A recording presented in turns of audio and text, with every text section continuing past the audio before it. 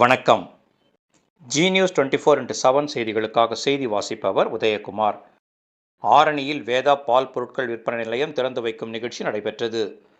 திருவள்ளூர் மாவட்டம் சோழவரம் ஒன்றியம் ஆரணி பழைய பஸ் நிறுத்தம் அருகே வேதா பால் பொருட்கள் விற்பனை நிலையம் திறந்து வைக்கும் நிகழ்ச்சி இன்று காலை நடைபெற்றது. இங்கு வேதா பால் பொருட்களான பால், தயிர், பன்னீர், பிரெட், தக்காளி தொக்கு, புளிக்குழம்பு தொக்கு, பால்கோவா, டீ தூள், பாதாம் கீர், ரோஸ் மில்க், இட்லி, தோசை மாவு உள்ளிட்ட பொருட்கள் விற்பனை செய்யப்பட உள்ளது.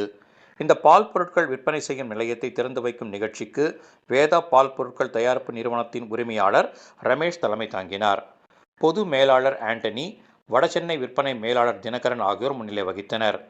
இதில் சிறப்பு அழைப்பாளராக ஆரணி பேரூராட்சி மன்ற முன்னாள் தலைவரும் எம்பி.எஸ். விவேகானந்தா நர்சரி மற்றும் பிரைமரி பள்ளியின் தாளாளருமான எம்பி. சாந்தம்மா கலந்து கொண்டு ரிப்பன் வெட்டி பால் பொருட்கள் விற்பனை நிலையத்தை திறந்து வைத்தார். இதன் பின்னர் குத்துவிளக்கேற்றி முதல் விற்பனையை துவக்கி வைத்தார். இந்நிகழ்ச்சியில் சுற்று வட்டாரத்தை சேர்ந்த ஏராளமான பொதுமக்கள் மற்றும் வியாபாரிகள் கலந்து கொண்டனர்.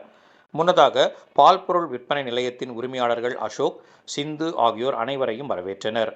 முடிவில் பால் பொருட்கள் விற்பனை நிலையத்தின் பிரதிநிதி ரோஹித் அனைவருக்கும் நன்றி கூறினார்.